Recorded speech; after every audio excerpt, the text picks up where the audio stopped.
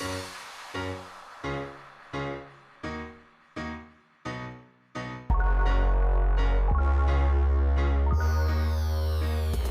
Friend, welcome to my YouTube channel. Friend, इस video में हम बनाने वाले हैं यूट्यूब शॉर्ट अवार्ड। इसको कैसे बनाया जाता है इसकी पूरी डिटेल इस वीडियो में, तो इस वीडियो का अंत तक जरूर देखिएगा। और अभी तक आपने हमारे चैनल को सब्सक्राइब नहीं किया तो सब्सक्राइब करके घंटी वाले बटन को दबाकर ऑल पर सेलेक्ट कर ले। तो चलिए वीडियो को शुरू करते हैं।